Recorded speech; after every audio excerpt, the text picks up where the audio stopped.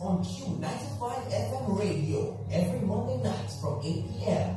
in the Spotlight, featuring people from all walks of Dominican life, spotlighting their triumphs and tragedies, dreams, hopes, aspirations, untold stories, touching the human and personal side of our people in politics, religion, sports, business, music, culture, the media, and more. Getting to know our farmers, our public servants, youth, and the ordinary Dominican. Listen to their stories. No limitations, no restrictions, no holds barred. In the Spotlight will also spotlight interesting topics, issues, and relevant situations. Don't miss In the Spotlight on Q95 FM radio every Monday night from 8 p.m. In the Spotlight.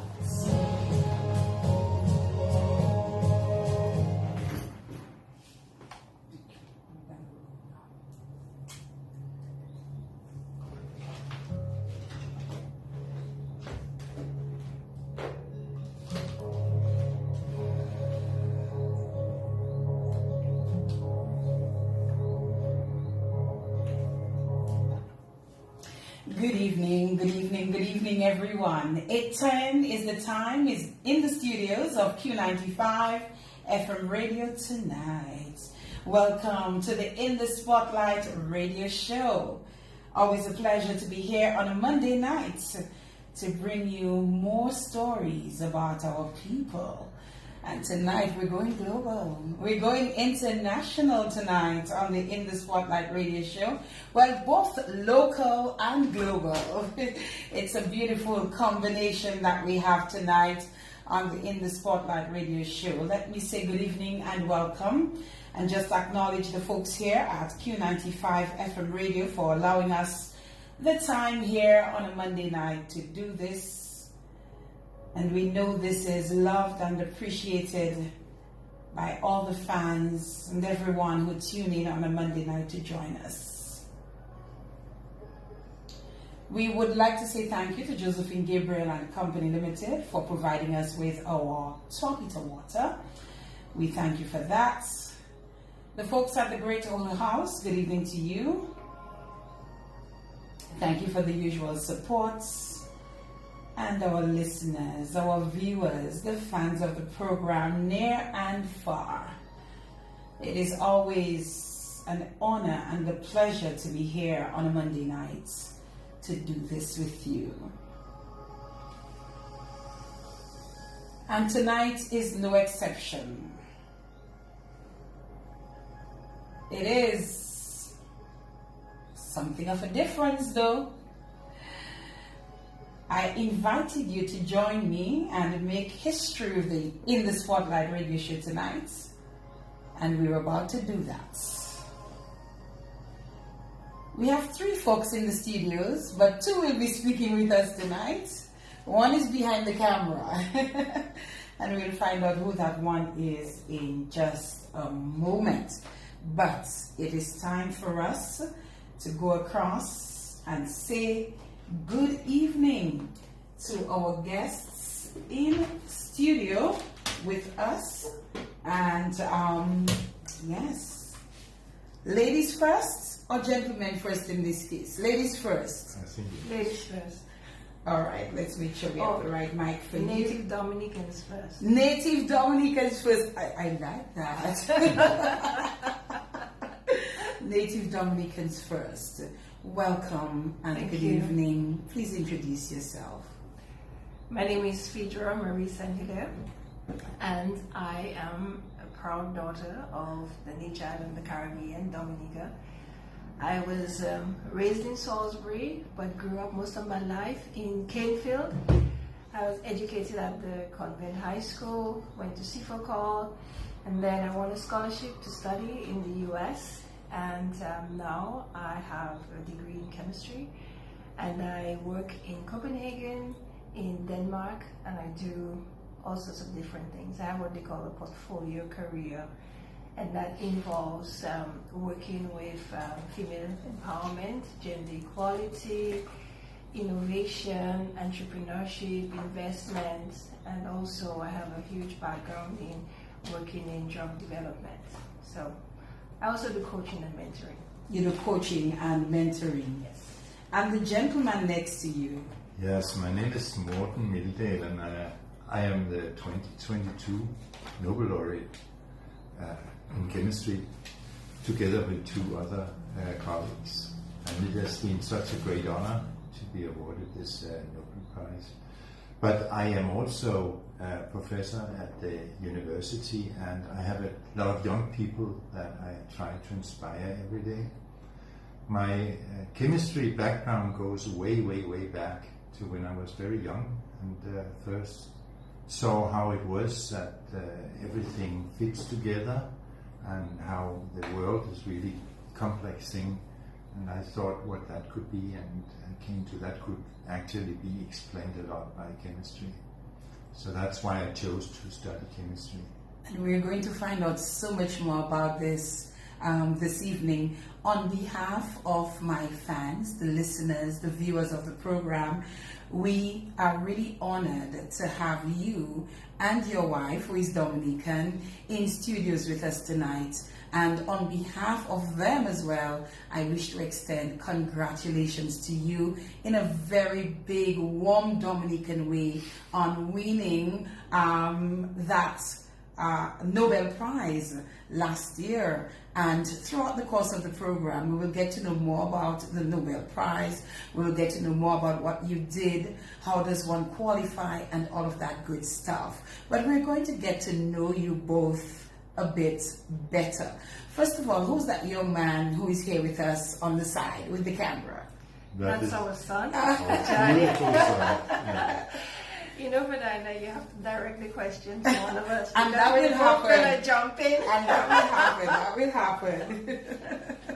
No, and I'm quite fine with both of you actually answering, because you all seem to be very proud and, you know, really eager to say, this is my son. Yes, we are very proud of him. Is he going to come to the mic just to say hello to us? Yeah. Yes, So. just go to the mic and say hello so the folks can see you. And tell us your name. My name is Ajani, and I'm a student at the same university that my dad is a professor at. Are you into chemistry too? Yes. You Very are. much. Why not? Kind of a given. Yes, you didn't have much of a choice in that, right? All right. So let's talk about you first. You are Dominican, and I think the number of times we will learn that Professor has come to Dominica. I'm sure he's Dominican by now as well, and Ajani as well, right? But for the folks who are tuned into the program and probably seeing you for the first time, hearing about you for the first time, let us learn some more about you and your Dominican roots. Okay, where do you want to start? Start from where you're from. I say I'm from Canefield, but my father, he was a headmaster of primary school, and they move around. So I grew up in Bowie. Shout out to Salisbury.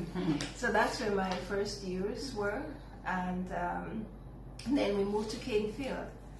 And at Canefield, I went to the Maho school.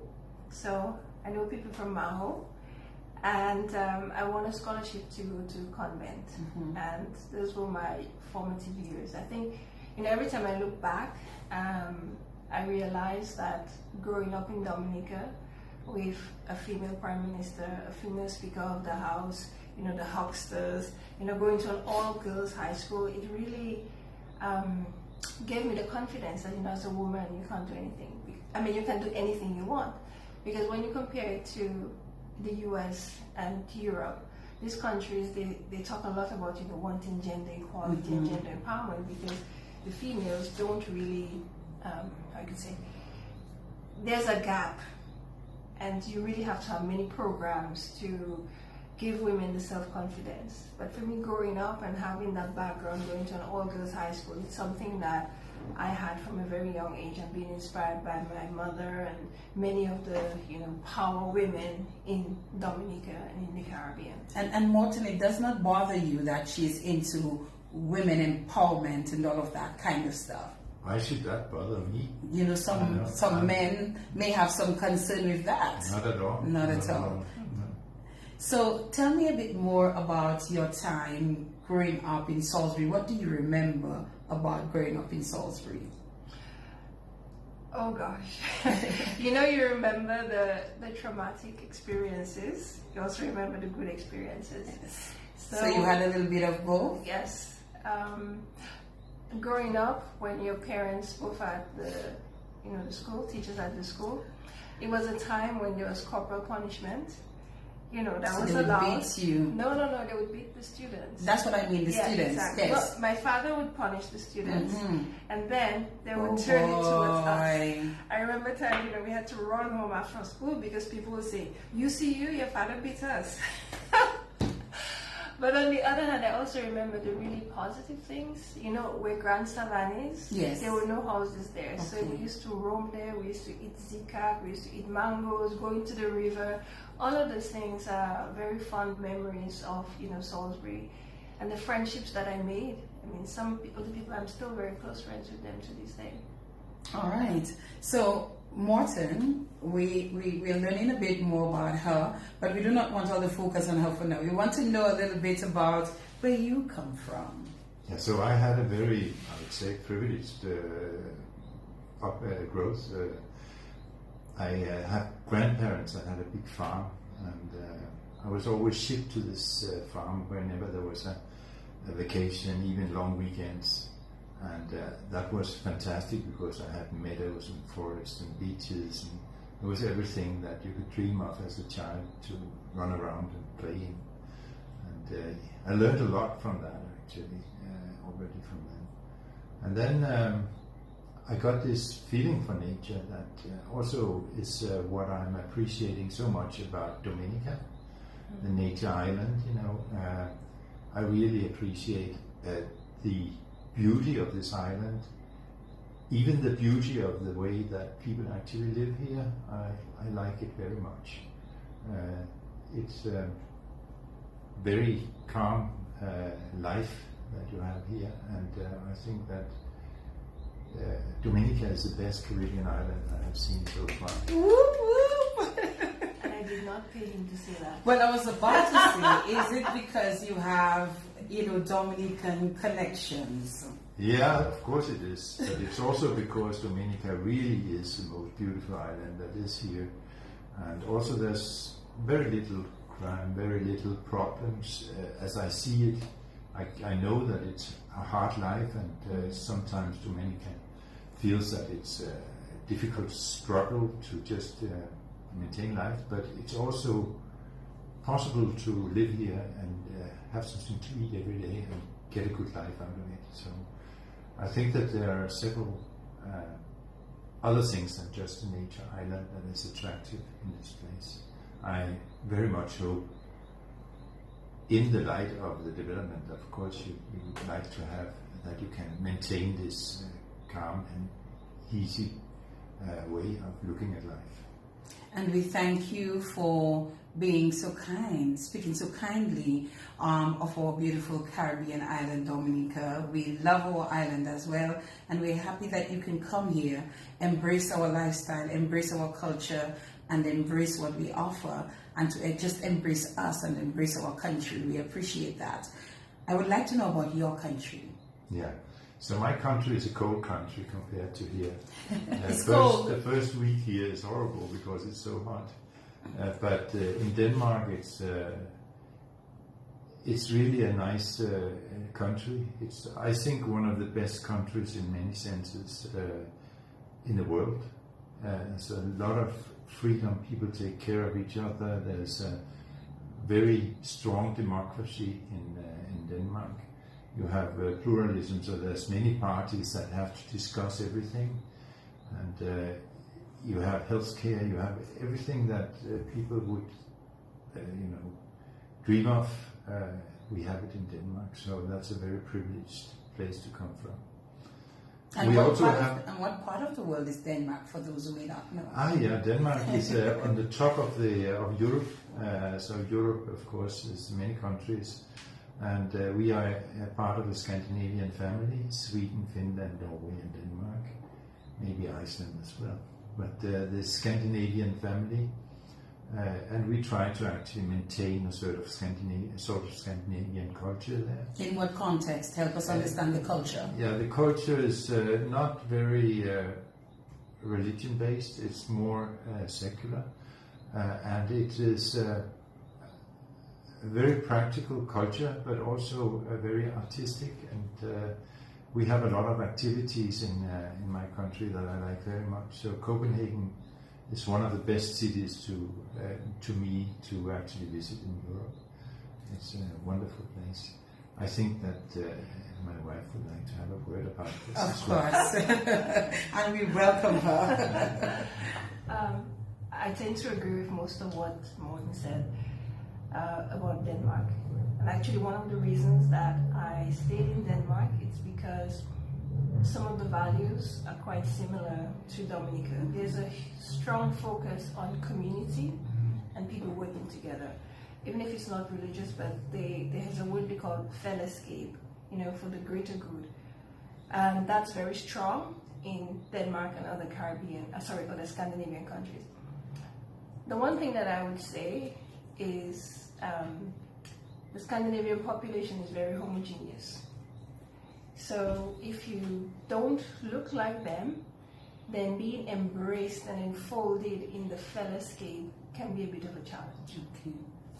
So I guess you're speaking from the color of your skin and what it was like, being integrated into the Denmark society, Denmark community. Is it that you were not originally welcomed, embraced? And we can speak. Yeah, we can speak about trying to. It's okay. If we look at the United States, it's very clear that there is discrimination, there's racism, and people are judged based on the color of their skin. In Denmark, it's not so open. It's not talked about. If you ask them, they would say, "Oh no, there's no discrimination. No, we're not. There's no racism." Or if we do it, "Oh, it's just for fun." So I would say, I personally, because I came to Denmark for work, so I came into the workplace culture. I did not have very negative experiences compared to some of the other people who come for love because they married a Danish partner and have to start from scratch and work very, very, very, very hard. But there is this very subtle discrimination that, your career can only go so far, or if you do not embrace and, if you don't assimilate, I don't say integrate, if you're not assimilated into the Danish culture, then it might be challenging for you. Okay, all right. And we will get to how it is that you got to Denmark, and we'll also get to how it is that you met this gentleman right there. What language is spoken in Denmark? Danish, of course. And help us understand the Danish language. Jamen, dansk, det lyder sådan her, når man snakker det, og jeg kan godt tale meget længe her om dansk, men du vil ikke forstå en dyt af, hvad jeg siger. Så derfor så vil jeg lade være med det. Are you going to tell me what he said, Phaedria? He said, "This is what Danish sounds like," and I could talk like this for hours and you will not understand a word of what I say. Not a damn word. Do you speak Danish? Yes, I speak Danish. All right, so say something to us. Hvad skal jeg sige? Dominica er et fantastisk land. Oh, you understood that, right? Beautiful island. Fantastic. Yes, Fantastic. exactly. You see, Morten, I got something from that. Yes. Might be a little bit more difficult from you, but I got something from her right there. And do you speak that fluently every day, or do you speak English as well in Denmark? I speak it fluently. I've worked for global international companies, so I've always worked a lot in English. And I also founded an organization for professional women of color, and basically the organization exists in English. So I speak a lot more English now than I did 4 or 5 years ago. Okay, let's come back to Dominica, Phaedria. So you came to Canefield at one point with your family. Yes. Take us through that. We came to Canefield because my father was transferred to Maho, Okay. and also at the time there was the Canefield housing scheme, and everybody wants a better life. There's the perception if you're closer to Roseau, then you can create a better life. But it was also more convenient to go to school. Okay. And we have a house just opposite the airport.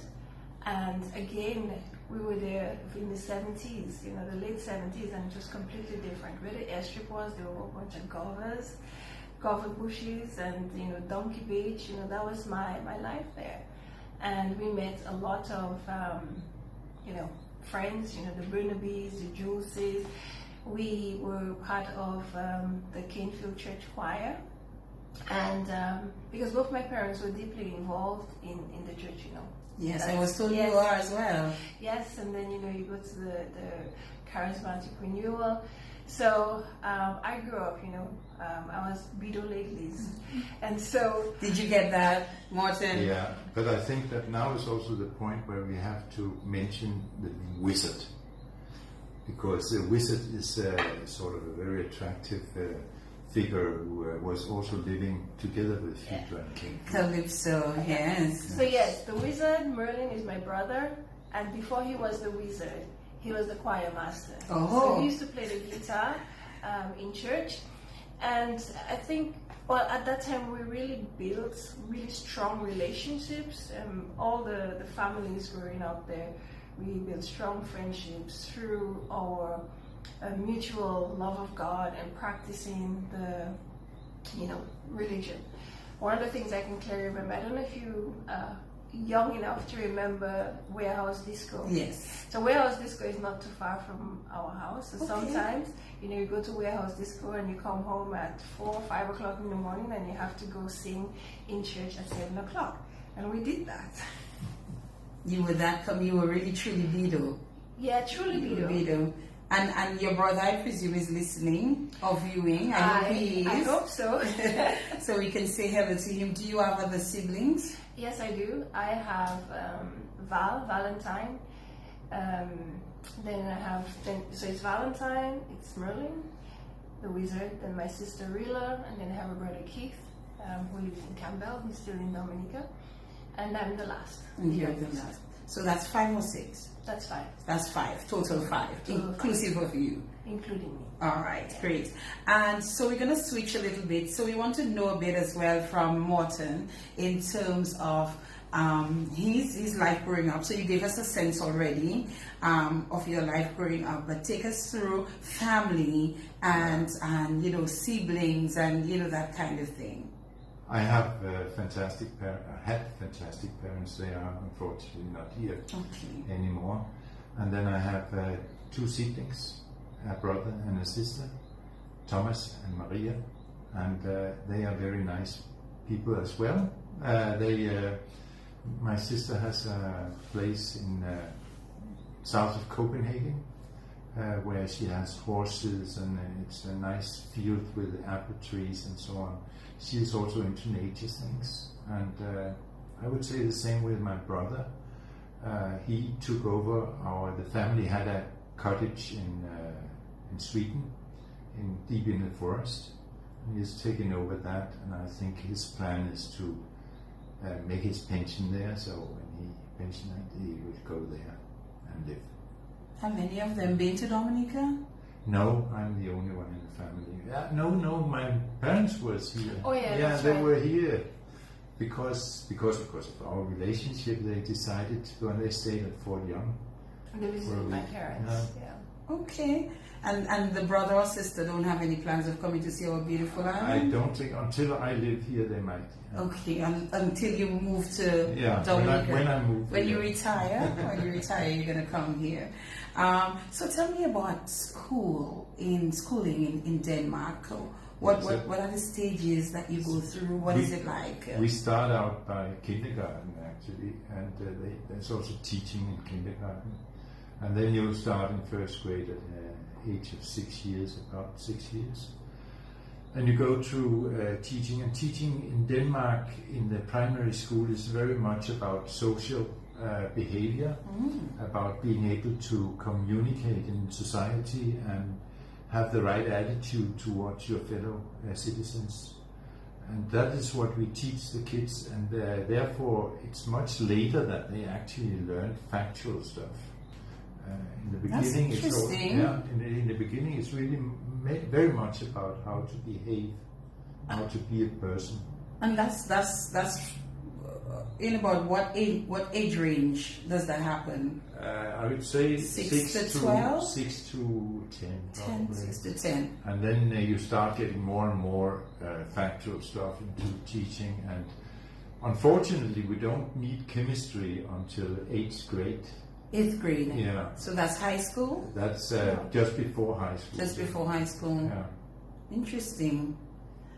Very different from what we are accustomed to in Dominica Phaedria. Yeah, absolutely. I think I'm not sure how much it has changed, but when I went to school, the emphasis was on, learning the subject matter, and learning it by rote. One of the things that's different in Denmark, I think from a very early age, you're sort of taught to think and challenge what you're taught. And they also emphasize working together in groups. And going to Morten's point about articulating, a lot of the exams are not written, they're actually oral exams in mathematics and science. So you learn to articulate and express the ideas. And I think there's something very powerful about that. And then there's a lot of group work, which I think prepares you for the real world. Because in the real world, you work together in groups, right? You work with your colleagues, you work on different projects. So I think it's a very good way of preparing students for the real world. And from primary school, you go into the high school where you have 2 years of high school and 2 years. 3 years. Of We high have school. 5 here. And these 3 years are very much focused on either humanities or on science. So there you really get tough on STEM, on science and technology.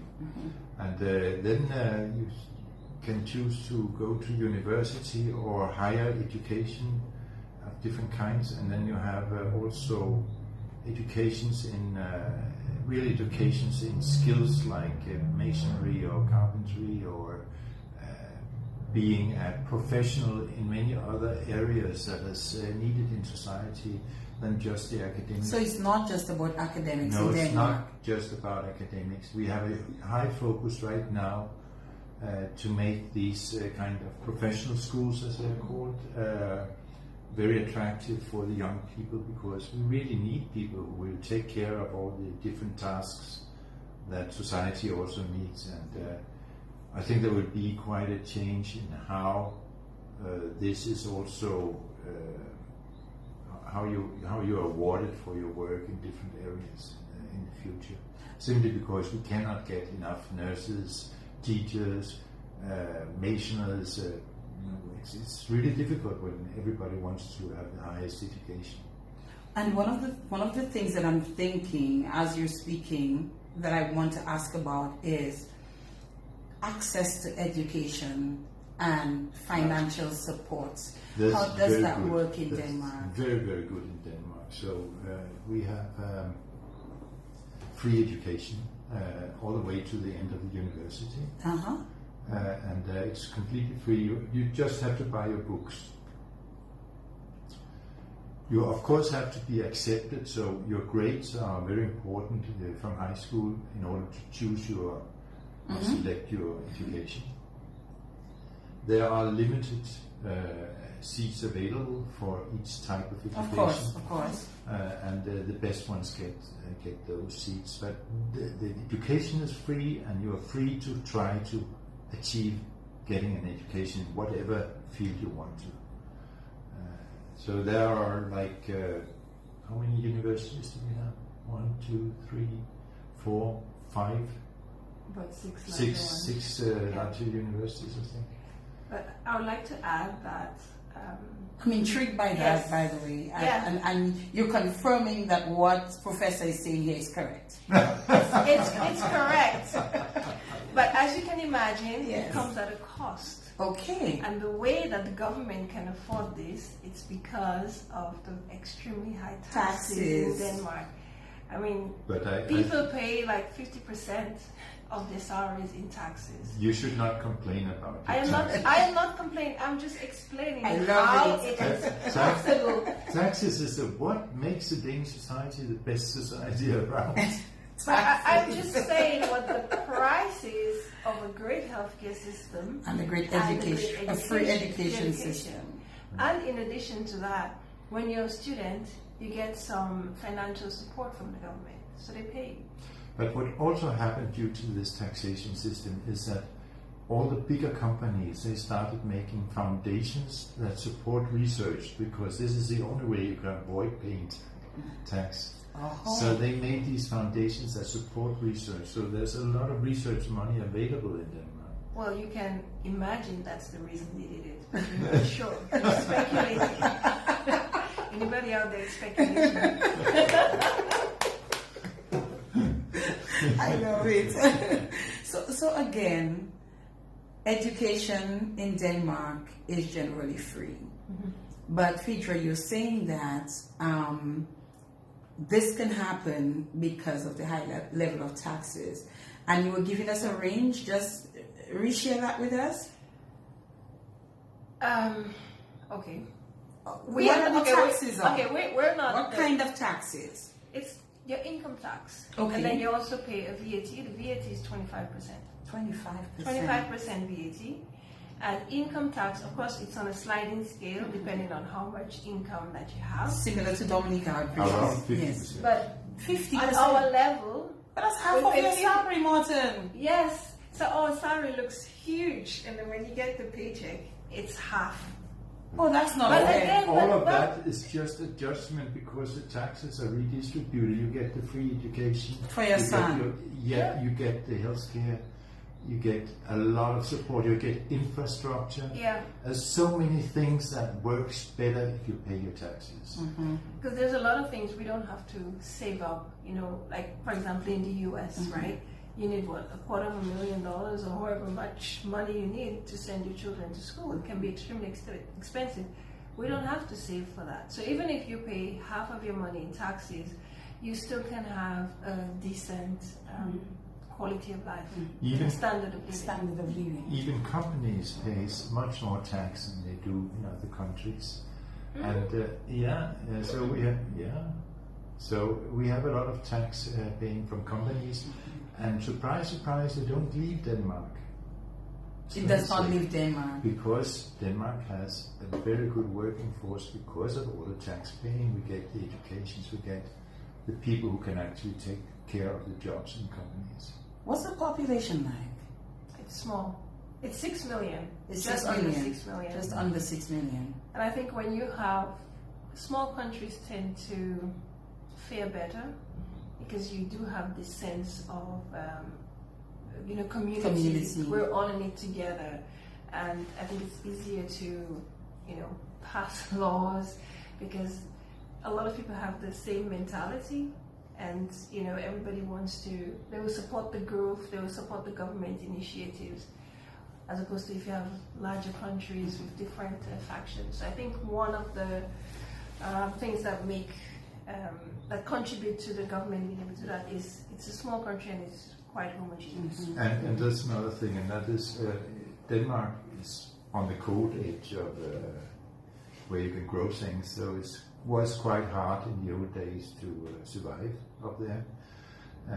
And communities were formed where everybody helped each other, and this kind of tradition has drizzled down through the political system to everything. So we still help each other out to a great extent. Well, the state helps. How did you get to Denmark, Phaedria? Let's go there. Okay. And you can take us back to Yes. Dominica and when you left Dominica, under what circumstances you left Dominica. So take us on the journey. So I have to go back to Convent High School. I took the science track because goes back to what Morten said, I was very curious. I was very curious about the body, science, how things work, and I chose the science track. I studied at CIFOCOL, and then after CIFOCOL, actually, I taught at PSS for some time. So shout out to the PSS students.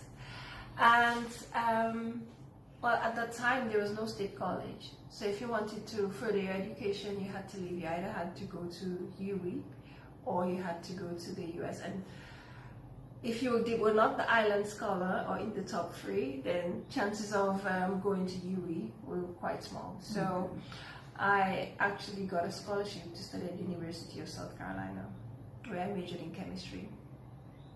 And from the University of South Carolina, I went on to Duke University, and I got a Duke. Yes, Duke, a PhD in chemistry. And after my PhD, there were several avenues open to me. I could continue in academia in the US or come back to Dominica. But there was a part of me that wanted to explore another country than the US. That's another story. But I had a professor at Duke University who had been at a research lab in Denmark, the Carlsberg Laboratory. And the area that I wanted to study was at the Carlsberg Lab, and they were doing state-of-the-art, cutting-edge combinatorial chemistry at the time, and I wanted to be there. So the professor helped me send an application, and I got accepted. And then I went to Denmark, and it was supposed to be only for 2 years. And it was in Denmark that I met Morten. That's how you met Morten, in Denmark. So your education in Denmark, was that a scholarship? It was a postdoc. Because clearly you were bright. Why, thank you. Yes. Clearly I am bright. You are, because you're still here. And you have a PhD. In chemistry. That's it. Yes. So in chemistry.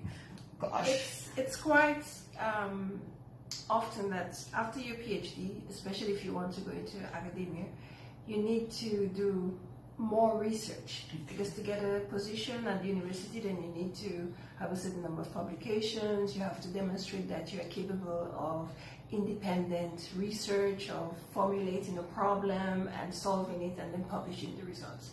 And so it's quite often that many people do a postdoc from 2 to 3 to 4 years after their PhD. So that's why I went to Denmark to do a postdoc. And it was supposed to be for 2 years? Supposed to be for 2 years. All right. I want to find out from you, Phaedria, further. What is chemistry? What is it about chemistry that fascinated you from the time you were at Convent High School? And Morten, think about the same. I know you don't have to do much thinking, but I'm coming to you. You know, that's a really good question. I don't know. I can remember the chemistry labs that we had at Convent, and for me it was just fascinating where you would, for example, have two things that are colorless, you mix them and they become blue, or you get a solid, and it was immediate, it was visual, and I was curious to know more. For example, if you compare it to biology and the body, for me it's not so visible. But whereas the chemistry, you mix things and things that you could blow things up. When we put sodium into water, it would make this little explosion. And I thought that was very exciting. But also reading the chemistry books and alongside my biology, I could see that chemistry was a way of explaining the biology. Like everything that happened in biology, you could write down formulas, you could write down, I remember the Krebs cycle, all of this. It was down to chemical molecules. And for me, chemistry was is a fundamental science that can explain so many things. Morten, take us through your chemistry journey. Yeah, I would like to extend that and say chemistry can explain everything. in the sense that everything around us is made out of molecules, and molecules is a definition of chemistry. When we feel tired, it's a molecule in our brain that makes us feel tired. When we are hungry, it's a molecule in our stomach that goes to the brain and tells us that we are hungry. When we have pain, it's a molecule that interacts with the nervous system that make us feel the pain when we cut open a scar. If we look at everything around us, this table is made of wood. Wood is chemistry. It's fibers of cellulose lines here, and the way they stick together, understanding that is quite important if we want to make a good piece of board out of this wood here. You know, if you want to make concrete that can withstand the salty water that comes in with the winds, then you have to know the chemistry of the concrete. If you want to bake bread, it's also chemistry. If you want to make pickles, that's chemistry. Everything is chemistry. I never thought about this. So this is quite intriguing. Yes, and you can use chemistry in every single profession that is around. So my pen is about chemistry. This is also chemistry. Yes. The ink. The ink is colors, chemistry, mixtures of different molecules. and you have specialized companies all over the world that knows exactly how to make the ink or the polymer of the plastic of your pen and so on. This is what actually built our world, and a lot of our prosperity comes out of chemistry. Not only in pharmaceuticals, also in material world. The screen here is made out of chemical components that can make us see colors on the screen. There's about 30 Nobel Prizes in that little phone there. 7. How did it start for you? So it was more or less a wonder of the evolutionary beauty of nature. So I was actually, first time I thought about this was when I was about 8-10 years old, in the field of my grandparents. I was looking at underneath the cornfield. You could see the corn on the top, and then the stalk of the corn, and then you had underneath a whole universe of small weeds and flowers and insects, grasshoppers and beetles and stuff like that. And what was going through your mind? It was going through my mind that what was it that made this beautiful combination of things that fit so well together? The evolutionary process really came to me at that age, actually. And then I started thinking about how this is combined, what is going on, what combines that makes this beautiful being of a grasshopper this size, green, looking juicy, I don't know. But this is chemistry, all of it. It's chemistry in the muscles that it has, it's chemistry in the hard shells that makes the wings. And so all of that is chemistry, and I think it's very important for us to learn chemistry from a very early age. So it started that way for you, and how did you take it through to where you are today? Yeah, so I went through several phases. A phase of making fireworks, that was very exciting. A phase of just learning chemistry in high school, but also at university. It took me quite a while actually in order to get back into chemistry again in university. I loved to do programming, and I was doing programming for IT initially at the university. So you had left chemistry I alone for a left little it bit? for a while, and then because it was Any not very reason? exciting in the way that chemistry is taught at the university in the first years is not very exciting. So I think that could be much improved actually, because I chose to do IT instead, and then later on I found that chemistry is really Your passion. Yeah, it's the passion. It's what is important. Mm-hmm. So you went through that process in university. What was the university experience like? what were some of your discoveries? What are some of those things that you really found fascinating when you overcame the phase of it not being too interesting, and I would hope at some point it became interesting to you again? It's when you discover that you can decide what you want to do yourself, when you get the freedom. Freedom is extremely important from getting the curiosity and the interest for your field. You need freedom. Freedom to do what you think is most important, what you think is exciting. And then I'm sure if you think that it is exciting, everybody else will think that it's exciting too. Hmm. And of course, this was all free education, right? Free education. It is 8:54, the time in the studios of Q95 FM radio, and we are in the presence of two very brilliant persons, both of them concentrating in the field of chemistry.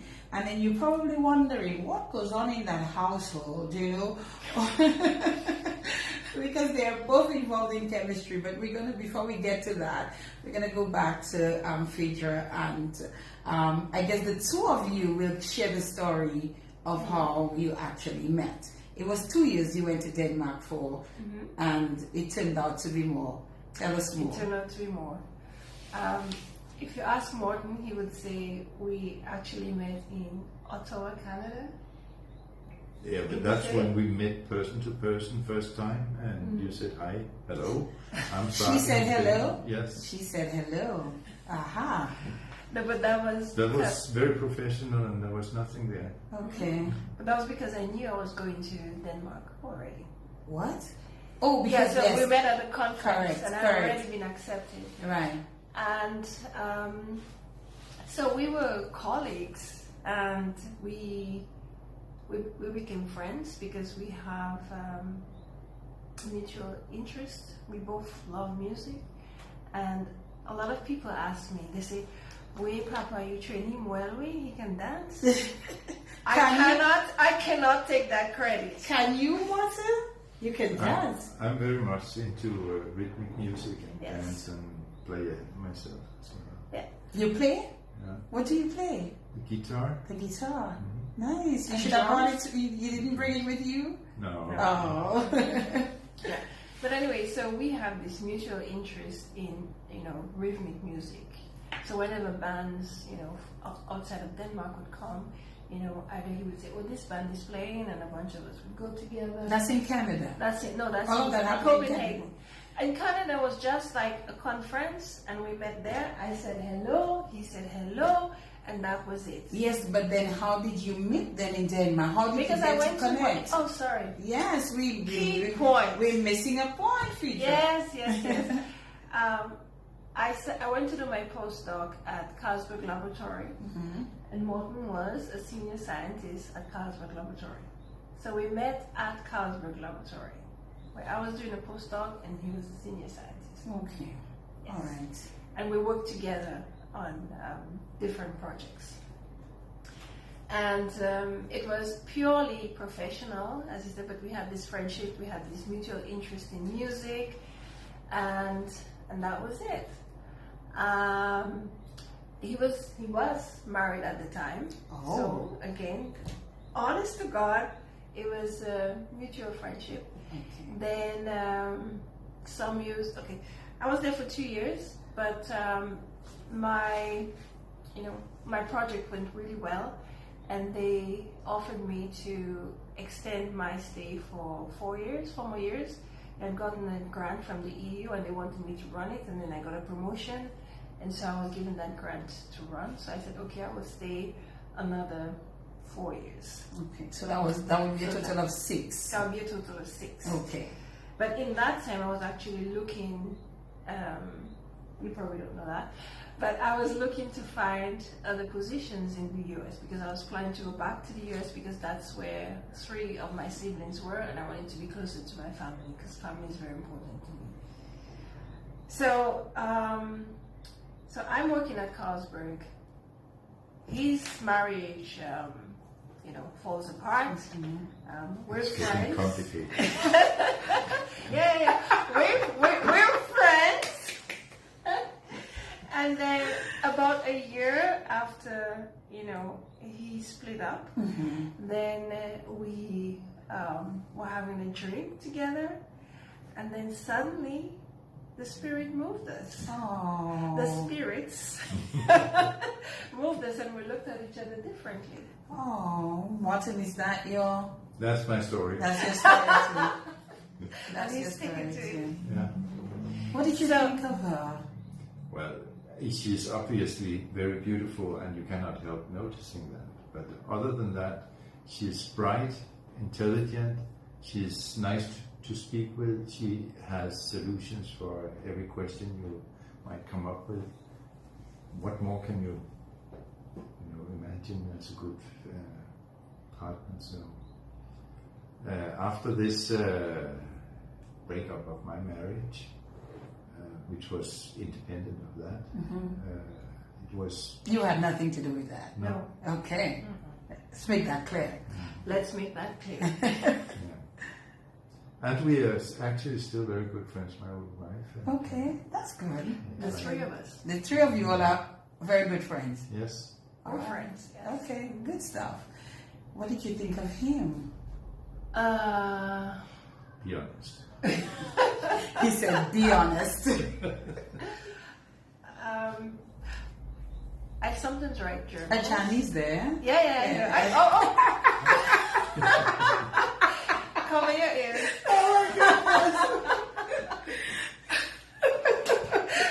And you can't see it, but he's covering his ears. No, We were just kidding.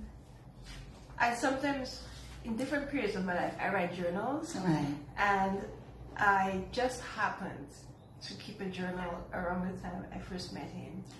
And then I wrote in the journal, oh wow, he's intelligent, he's tall, he's kind, and That's important. he has a good heart, but at the same time he is goofy and doesn't think too much of himself. He's not He's arrogant. humble. He's humble. So then, he was married and so on at this time. I said, So wait. oh, we're on live TV. Okay, can we change the conversation? No. Anyway, go on. No, I mean, okay, I'm going to be very, honest about it. When we first met, I mean, he's not the only man that I've met with. Yes. But, okay, potential, right? So he was one that I had put on the potential, but, he was married at the time, I said, okay, fine. So then I looked at other potentials. Right. So, he's very, kind, humble, intelligent, tall, handsome. He drives me crazy. We have... Of course. We're very both strong-willed and stubborn. But I think at the end of the day, we complement each other very well. And we respect each other. And we love each other. And so even if we get really, really mad at each other, at the end of the day, we have a solid foundation. And that's why we've been together for 23 years. 23 years. Congratulations on that. When is the anniversary? 12th of August. 12th of August. So that's coming up. It's coming up. Very nice. Morten, your wife sits there and she speaks about you, and she speaks to you being kind, to you being humble, to you having a good heart. Is she representing you correctly, and how does it feel to sit next to her and to hear her speak about you in that manner? I feel she's very much actually talking about my parents, in particular my mother. Okay. And of course, your parents always put a lot of imprinting on you. And my mother was a very understanding, spiritual human being. She was a painter, and she loved what she was doing. I think that made a huge impression on me. And also, we have always in our family been very, let's say, very humble and close and taking care of people and so on. Okay. Yeah. So the last thing is, what is clicking?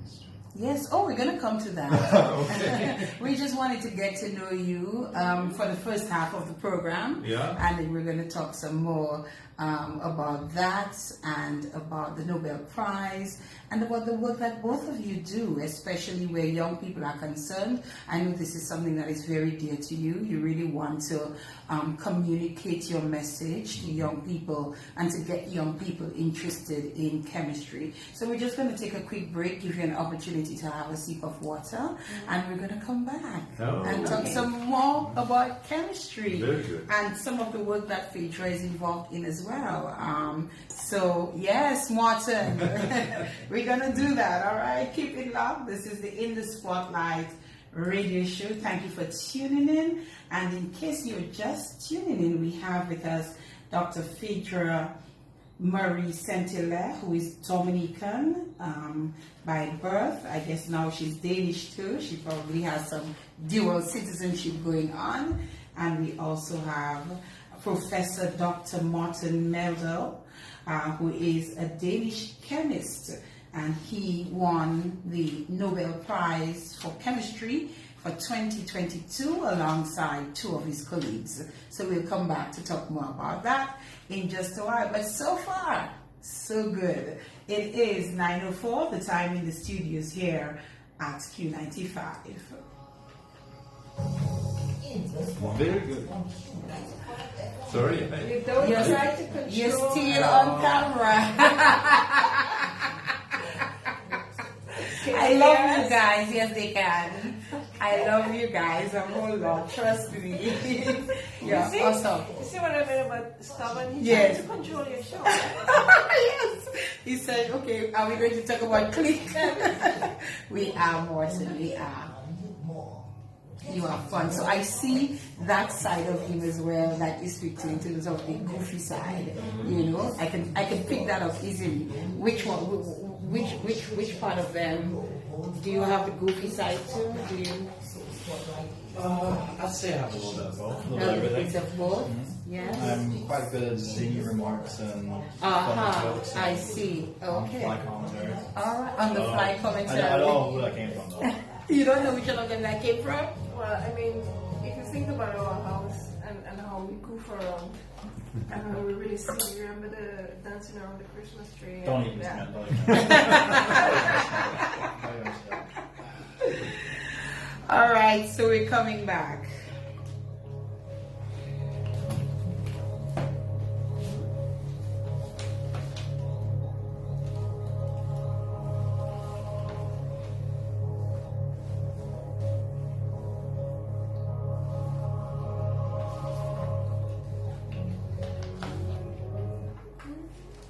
So one of the key reasons, 6 minutes past the 9 o'clock hour, one of the key reasons for being here, they're both two very well accomplished persons, we should say.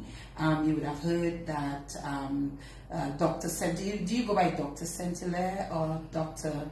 See, How do in you- Denmark, Yes. they strip titles away. Really? So I'm Phaedria St.Hilaire, he's Morten Meldal. They don't call people by their titles. Why not? I think it has to do with there's something in Denmark called law. It means like the law of equality. You should not think that you are better than anybody else. So and then also, everybody's called by their first name. You meet the Prime Minister on the street, you would say, "Hello, madam." So it's very informal. So I don't go by doctor, but sometimes if I want to make a point, I will insist on being addressed I as see. doctor, Okay. depending on the circumstance. Depending on the circumstance. What about you, Morten? I'm fine with just being Morten. You're fine with just being Morten. Yeah. But we can't get away from your accomplishments and the hard work that would have gone into becoming Dr. Morten and Dr. Phaedria. We kind of get away from that. In Dominica, it's different.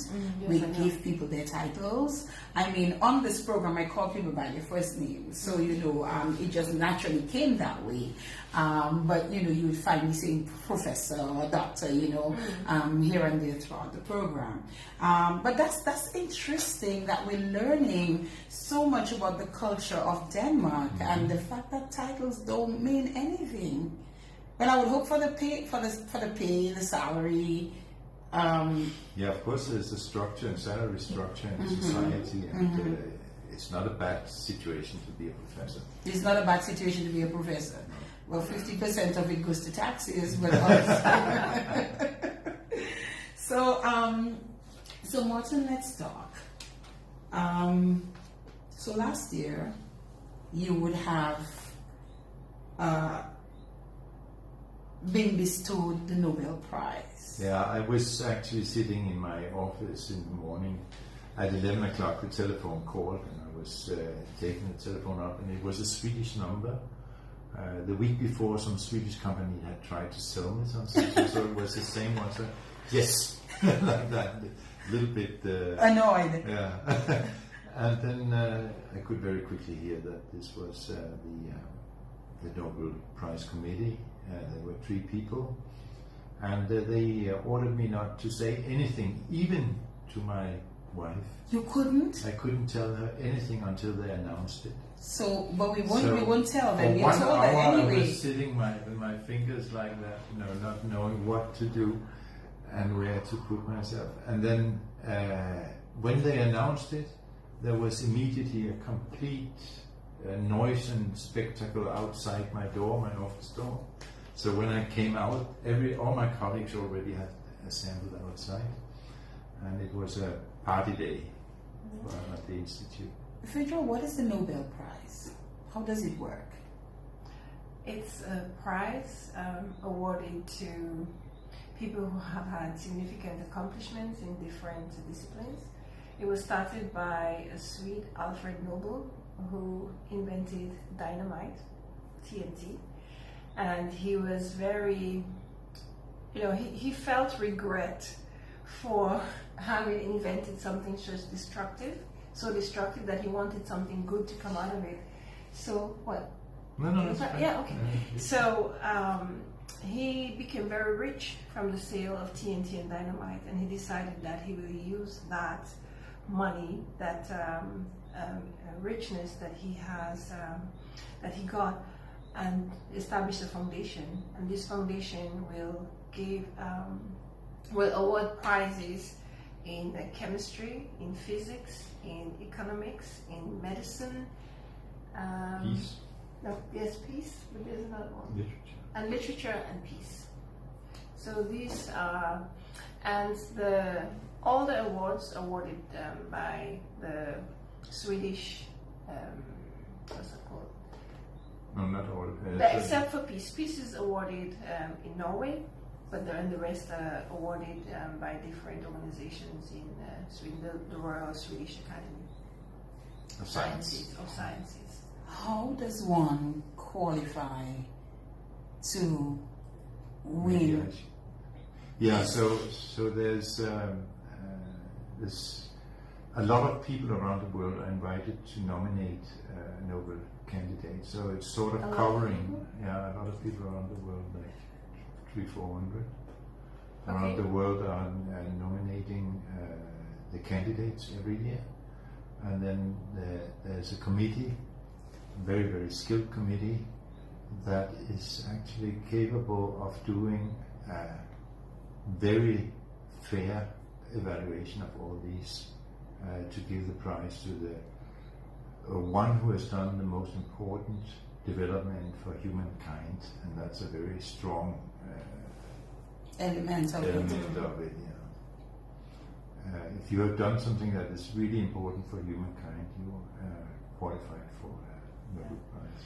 Yeah, and that's the reason why it takes decades before somebody is awarded a Nobel Prize for the work that they did, because they first want to see the impact to make sure it really is for the benefit of humankind. So his Nobel Prize came 22 years after the invention. Are you serious? No, I'm not serious, but it is true. It is true. Goofy. Yeah, I'm telling you, I love it. Were you aware that you were nominated? No. You were not aware that you were nominated? I was informed that I probably was nominated in 2013. 13. Nothing happened there, so I had forgotten everything about it. Okay.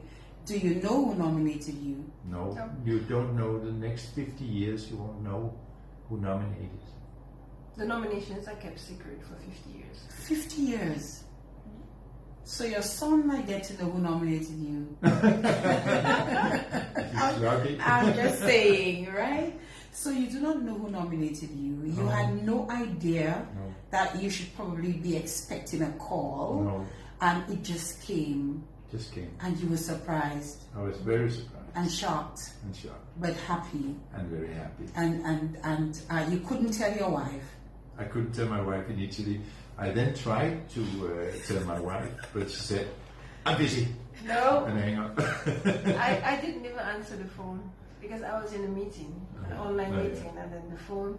So I just. Also, he tried. He tried, Even like, if I they just- said, "Don't do it." No. That was After the announcement. Oh, so wait. So how long did you have to keep this? I mean, that's 1 not hour, fair. just 1 hour. Oh, just 1 hour. Okay, just 1 hour. I was gonna say. I hope it wasn't for like a whole week or something like that. No. So you kept it because she couldn't speak to you at the time. Yeah, so So she hung up on you. I'm busy. No time for you right now. yes. And then he sent me a text message because I'm still in the meeting. Right. And the message says, "Oh, check this out! I won the Nobel Prize." Oh. But again, I was skeptical because, as he said, well, he probably didn't say that. A couple of years before, some of his colleagues, they made fun of him, where they pretended that somebody from Sweden had called him and gave him the Nobel Prize, and it was also part of what they call a review, and it was with his consent. So I thought it was one of those. So I Okay. didn't believe it, and I went and I checked on the Nobel site, and I checked the news to make sure that it was true. And when it was, I'm like, oh my god, and I tried to call him back. And I tried to call him back for 4 hours, and I could not get through. Why? Because The phone was busy. Everybody was calling. all of China, all of Japan, all of Canada, US, were all calling at the same time. BBC. That's how huge this is. Yes. Winning a Nobel Prize. It's huge. And how did you feel, Phaedria? I was quite elated. I was very excited. I'm like, great, because it's something that, when you're a scientist, this is like the pinnacle. This is the greatest that you can ever achieve, right? And given that they had spoken about it in 2013, I know it's something that he wanted, so I was very happy that he finally got it. You were happy for him. Yes. And you were happy for yourself, Morten. I was very proud to share this prize with two fantastic colleagues I know actually from old times. So tell us about it. Yeah, What it so- was that won you that award 22 years ago. Yeah, so And how is it contributing to we were humankind? working on trying to make this combinatorial chemistry that Phaedria was also interested in working with a project laboratory. And in order to do that, we needed reactions which were chemical reactions which were really, really efficient, so that we could make our combinatorial libraries, which is many, many compounds. So you make millions of compounds, and each of them have to be perfect, because if they're not perfect, you get a lot of noise in the system and you won't be able to use your combinatorial library. So in Your order, what library? your combinatorial library. Break that down. Yes, Help us understand. so in order to make a combinatorial library, we take a lot of small beads, small particles. Can I just interrupt? Yeah. Yes, help us. A Phaedria. library, a library is a collection of Books. Combinatorial library is a collection of compounds Molecules. of molecules. So you're making millions of molecules at one time. And in order to do that, we needed perfect reactions. And one of the reactions, so we looked at a lot of different reactions, and one of the reactions, we couldn't really make it work. And we tried, but something else happened all the time. And then we analyzed what it was that happened, and we found this new reaction, which is the click reaction. And the good thing about the click reaction is that it's completely insensitive to all the other chemistry. So we can take molecules of any kind, even our proteins in the body or our carbohydrates that are in the body, and we can link them together using this click reaction. So it's like, you know, this kind of seat belt that you put together and it goes click, and then it sticks together, and like that. So that's what we can do, and now we can take functions of biology, say an enzyme, say an antibody that can recognize something, other proteins that can find the way into a cell and so on, and we can combine this into one little molecular robot. So now we take several functions from biology and we put them together into one machine that can do a lot of different things in the body, in medicine, for example.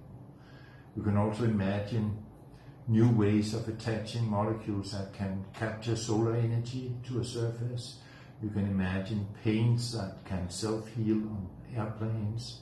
You can imagine a lot of different things that can be made using this kind of chemistry, and that's why it has been looked upon as something that was a great advantage for humankind.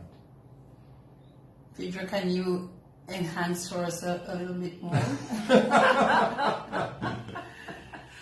Enhance or break it down? Break it down a little bit more for us. Yeah.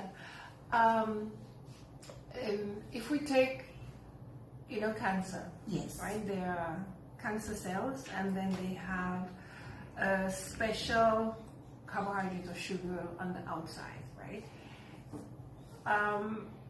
One of the problems of drug discovery or drugs is that it's very hard for it to go to the specific cells, to go where it should go. It should go all over the body. That's why you have all the different side effects. And sometimes it has to do the work inside the cell, but it cannot go inside the cell. So what Morten is saying, there are certain kinds of compounds or molecules that are really good at going inside a cancer cell. There are certain kinds of compounds that are good at recognizing the cancer cell by, identifying that little sugar that's on the outside of the cell. So what you can do with click chemistry is you can, on one end, you put the hook, and on the other one, you put the eye, and you click them together. So now you have a molecule that can recognize the cancer cell, right? And then the other part can go inside the cell, and you can put a third one on top of it that will go inside the cancer cell and destroy it. So you have three different things that you can click together. And the good thing about click chemistry is that it's a clean reaction. You don't have any byproducts. So you have very clean molecules. It makes the manufacturing, because I come from a pharmaceutical company, so the manufacturing process is going to be cheaper because you don't have to spend a lot of time purifying it and getting rid of the byproducts. In water? It can happen in water. So it's green chemistry. So it's green. So that's what click chemistry can do. And tell us how, within the past 22 years, how this click chemistry has been contributing to mankind as the Nobel Prize expects it to. Yeah, so I think that's mainly along the lines of what Phaedria has just described. So there are several different therapies that are underway in clinical trials that are based on click chemistry. You also have new materials that were never possible to make before that you can now make, that is used in a variety of electronics and all over the place, actually, nanochemistry. So a lot of it is enabling other scientific fields to progress in the directions that they have wanted to progress for many years, and suddenly they can do it by use of click chemistry. This is fascinating. I guess that's why you guys are so fascinated with chemistry. I'll be honest, on a daily you wouldn't find me thinking about that kind of thing, click chemistry and what it could do for cancer and all of that good stuff. But that's what you do. And that's your contribution to mankind. And I think now what will continue to happen is that others will use click chemistry to further research, further discover, and further enhance what you have started, I guess, you and your colleagues. So was this done in collaboration with the two colleagues you mentioned? No, it's done separately in each of the 3 laboratories, and it's slightly different because what Barry Sharpless did was the same reaction that we are doing, but he is more looking at very small molecules. We are looking at quite large molecules from biochemistry mainly, in order to make medicines and what Phaedria just described. And then Karen Bertozzi has made click chemistry feasible inside cells. So she can actually make, for example, labeling of a particular cell type. So you can see it by fluorescence or whatever. You can label it target it with a toxin, or if different tissues can be made visible using click chemistry. So you all 3 did similar work Yes. on the same subject matter. Yes. And so the 3 of you were recognized for that. But each of you in your own individual space, doing your own individual research and chemistry. Awesomeness. You currently are a professor. Yes. Why did you go into teaching?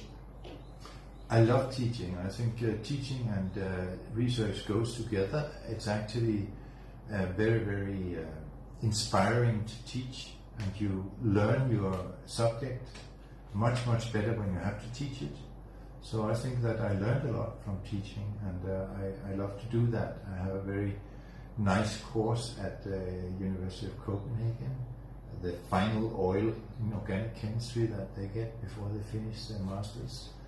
And this is very interesting, but I also think it's very interesting to actually start looking a different way on chemistry teaching, because chemistry is a 3-dimensional world.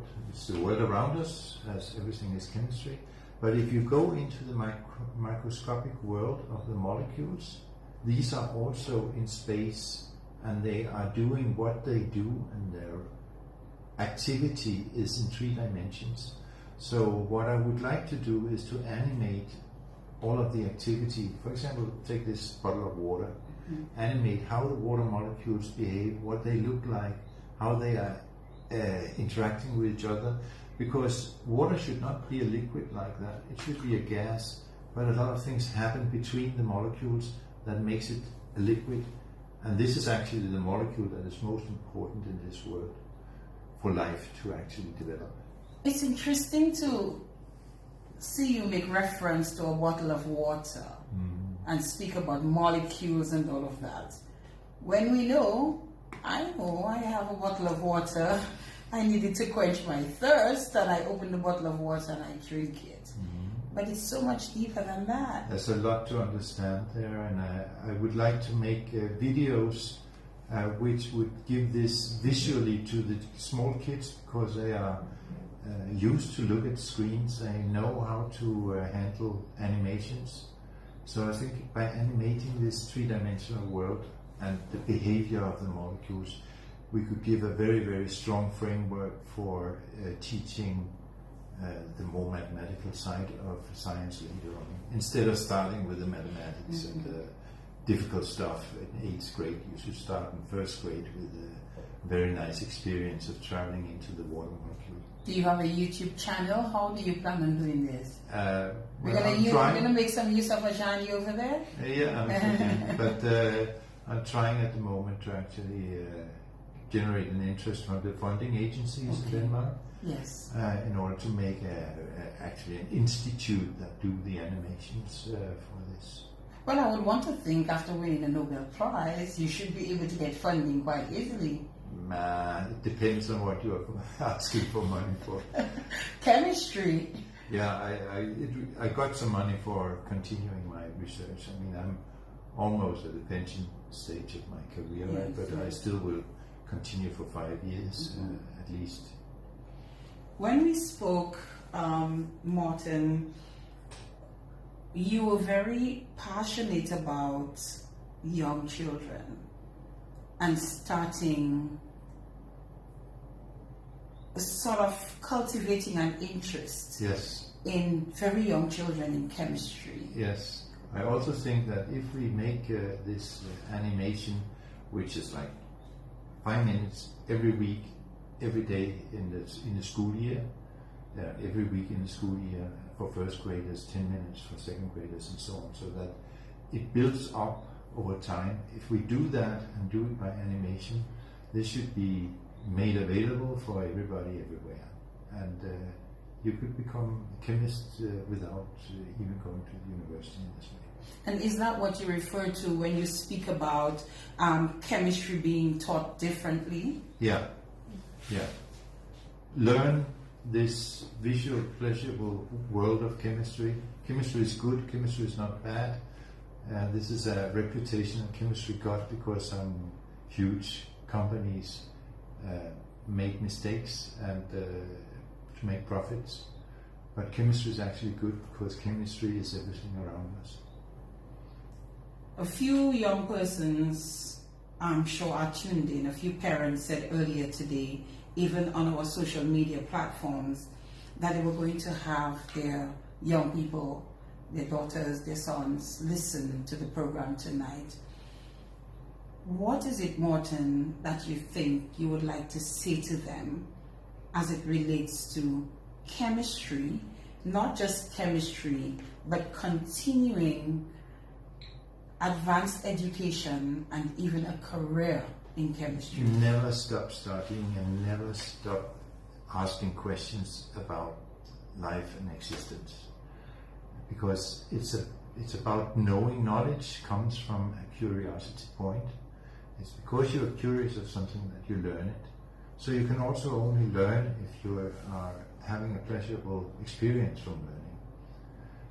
So of course you could get a headache if you have to read a lot of text on chemistry or math or whatever, but I think that the pleasurable learning is very, very important, in particular in the children, and that will give them the urge to continue their career in getting more and more knowledge, which I think is very important for the development of any society. Those who may be listening, Phaedria, we have quite a bit to talk about where you are concerned as well.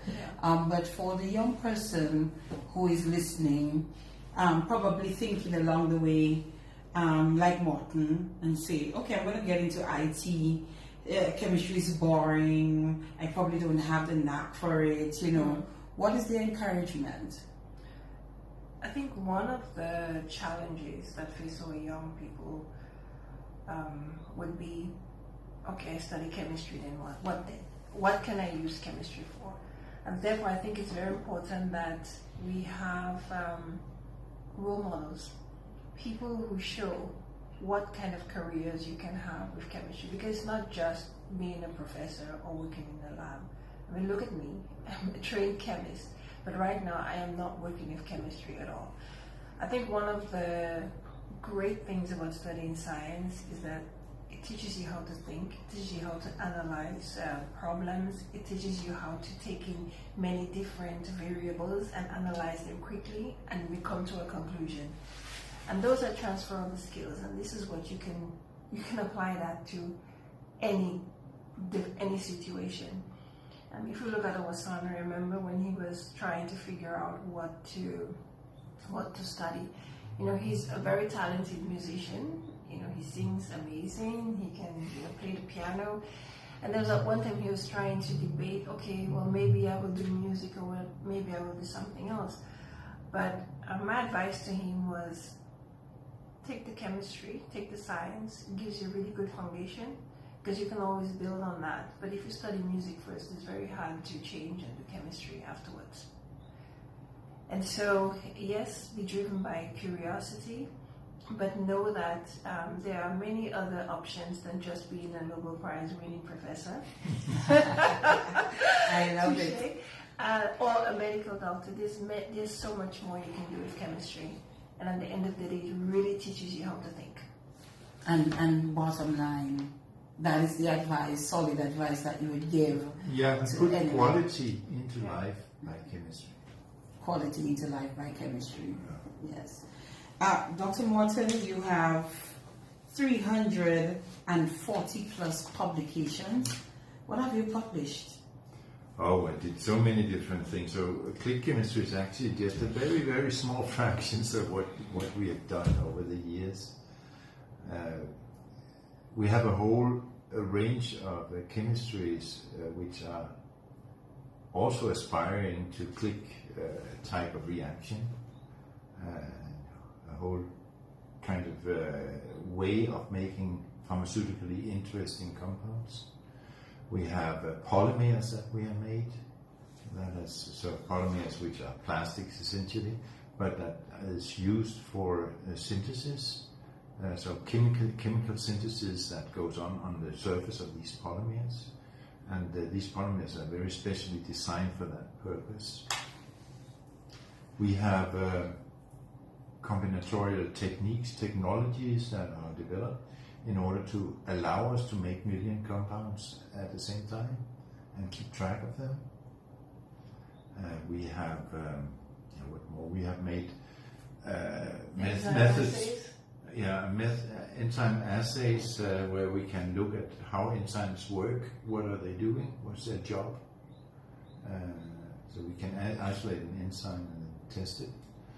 We have made surface molecules from the body, like in cancer cells.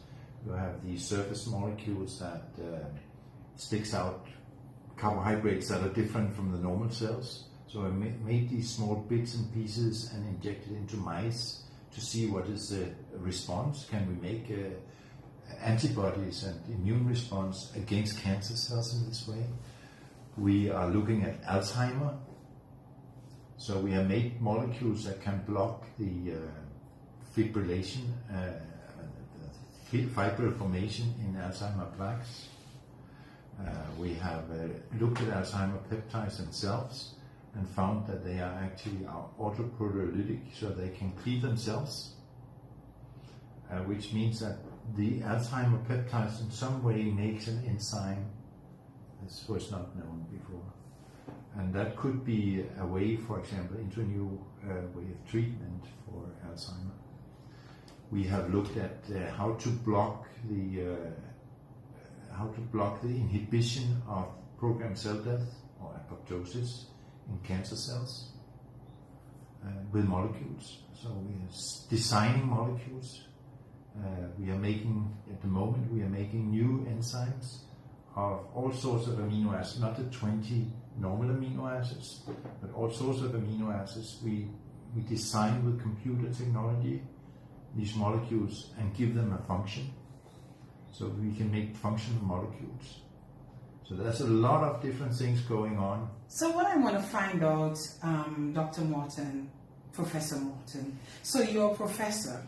Do you make money from this?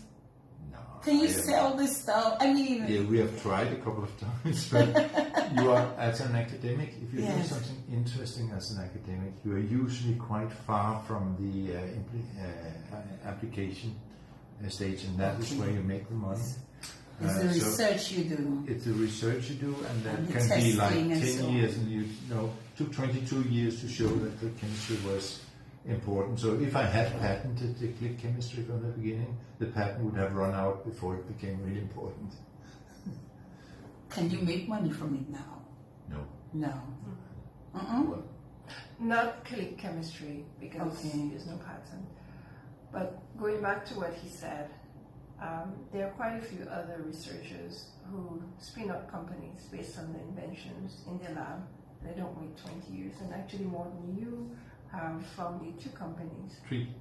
Oh, excuse me, 3. 3 companies. So even if you do your basic research, there's still an opportunity to commercialize the inventions that you have made. So it's not uncommon that professors establish companies, and it's a way of giving employment opportunities to people who have worked in their lab. Many of the postdocs go on to work in their labs. Okay. So that's an avenue, and that's also where you can make money. But of course, remember, when you make an invention at the university, it belongs To the university, So correct. all of this has to be negotiated. Okay. But you also have to remember that it's only 1 out of 100 companies that really makes it, and that can make a huge difference once it does that. So that one company can be the great golden goose. golden goose for a whole country. Yes, yes, yes. I can only encourage you to continue doing what you've done over the last, well, beyond 22 years. You got your Nobel Prize for work you did 22 years ago, but I'm sure the work began even long before that in other areas as well. But you've done well. I mean, to get a Nobel Prize. I mean, how many people have gotten Nobel Prizes? Not a lot. Not a lot. In Denmark, it's actually 25 years ago the last Nobel Prize, a Danish Nobel Prize. Yes. Was given. Only 14 Danish people have gotten Only Nobel Prizes 14. in all the different disciplines. In Yes. all of history. Yes, yes. And if it's not too personal a question to ask, I'm not going to ask you how much money you get with the prize, but is the money for you personally or to continue research work? Well, it can be both, Okay. but in the case where you get a shared prize, you of course get, it's well known, you get 10 million Swedish crowns totally for the prize, and it's shared between the... That's about how much US. I guess that's the way we can... Okay, it's about 1 million?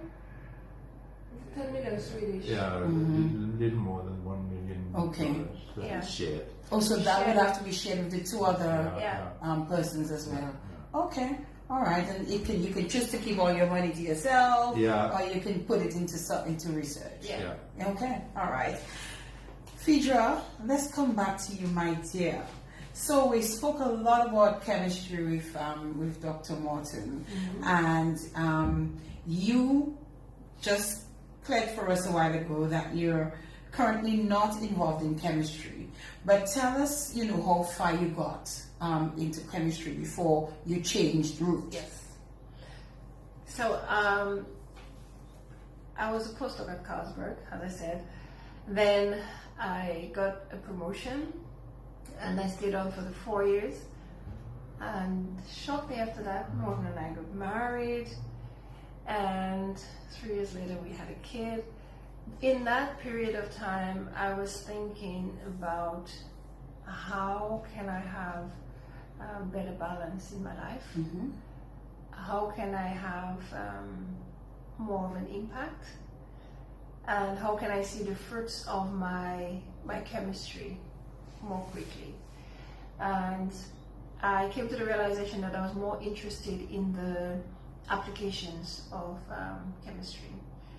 And so I went to business school, and I got a business degree.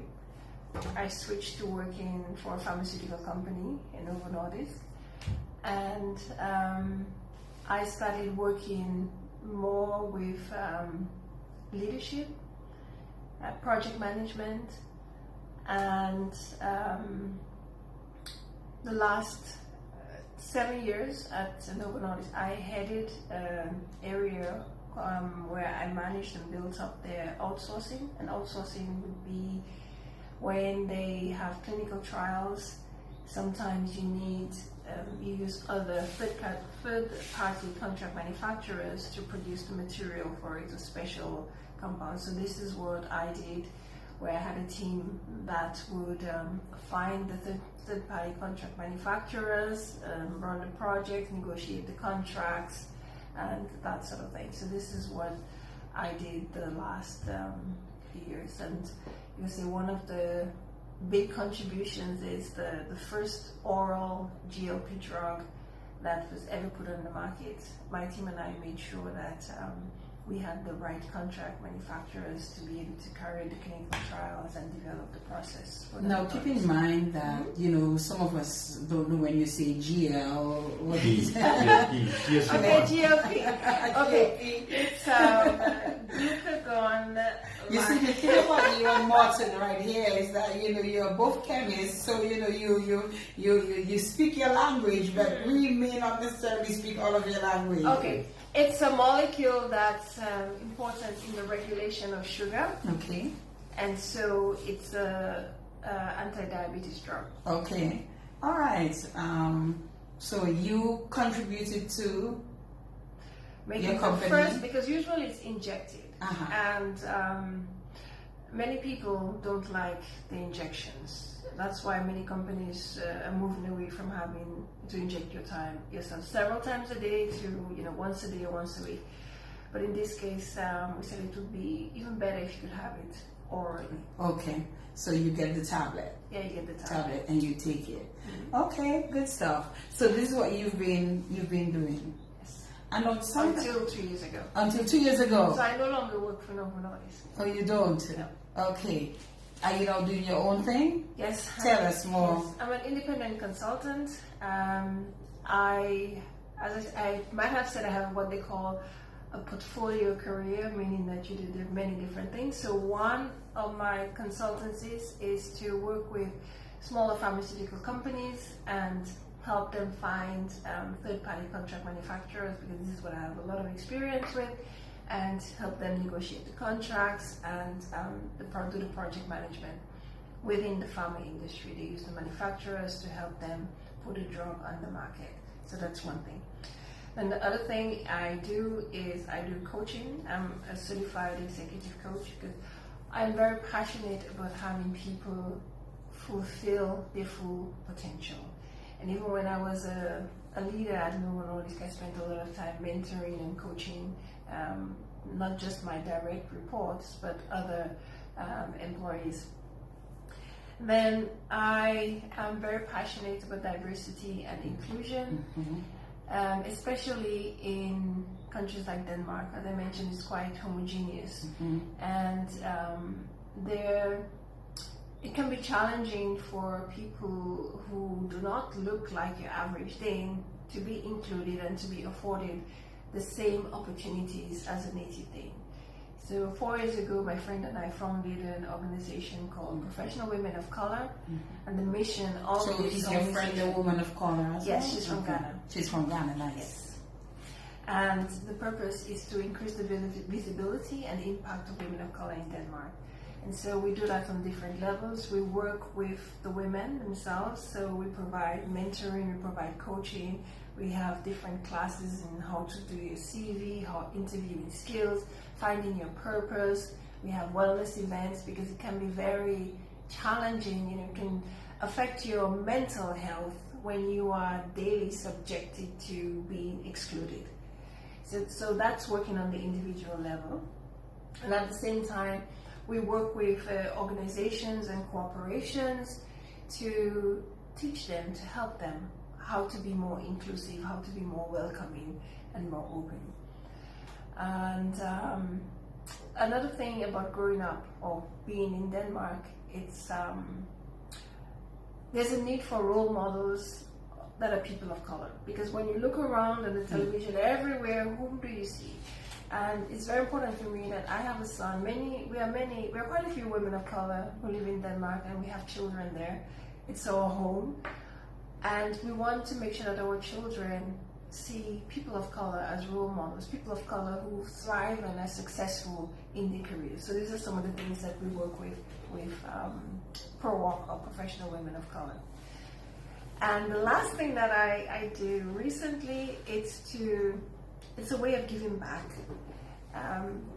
Many of the people of color in Denmark have ideas, because they're not always included in the Danish job market. then they go into business for themselves, because you have to find a way to provide for your family and also grow as a person and have your dreams and your ideas fulfilled. And it can be very challenging for them to get the funding, to get the investment, because they're women or because they're people of color. There's a lot of bias going on. So I made the decision that with the little money that I have, I would invest in small businesses for people of color and women. Not just in Denmark, but most of it is in Denmark so far, and I have one in the UK, but it's something that I could consider for Dominica. Yes, I was about to ask, is this something that you think you can give back to your Dominican community? I know you left a long time ago and you're based somewhere else, but as far as I know, you've been returning to Dominica pretty often, except for after Hurricane Maria. This is your first time. This is my first time. Since Hurricane Maria, and the same for Morten as well. Yeah. And I think it would really be so good if, you know, even Morten could come back for a period of time, come to Dominica for a period of time and do some work, either within the school system or, you know, if it's over a summer period, you know, to come and do some work or make some contribution to the young people in Dominica. I know you're passionate about the young people, but it's something that you can consider probably one of the years that you come during the summer when you're not in school in Denmark, you're not teaching, and you can come and do something, 2 weeks, 3 weeks maybe, something to consider. I think this would be welcomed. Yeah. Go ahead, Phaedria. Honestly, I think there's quite a lot of opportunity, and personally for me, since I'm no longer working in corporate, I do have some flexibility, and I think that's something we could definitely consider, how we could do some sort of combined projects during the summer. Something to definitely think about. You don't sound convinced. How do you say it? You say, Yes. yes, I. Yes, I. What? Yes, I. Where did you learn that, Morten? Well, I've been, as Phaedria said, we are almost Dominican now. Yes, and we would like to see you a bit more here. And I think after this program, you know, we really want to, when you come back, oh, that's the gentleman, the Nobel Prize winner, he's married to this Dominican lady, you all don't remember him? Yes, we want to be able to recognize you and acknowledge you when you come back to give back in some way to Dominica. How successful has the programs that you've been undertaking, Phaedria, in terms of the Professional Women of Color Network and the other things that you've been doing? Do you think that you've been meeting your objectives, the goals that you set for this? We have been meeting our objectives. We have quite a few testimonials from some of the women who are part of our organization, who have actually gotten jobs or promotions through the contacts and the connections and the information that they have gotten in Professional Women of Color. And at the same time, if we look at the macro, the ecosystem that we operate in, I would say maybe 3 years ago in Denmark, when they talked about diversity and inclusion, the focus was primarily on gender and on diversity based on physical ability and sexual orientation. Since our group has come into place and we are quite vocal about it, you have more of the established other organizations start talking about, oh, we need to consider nationality, we need to think about ethnicity.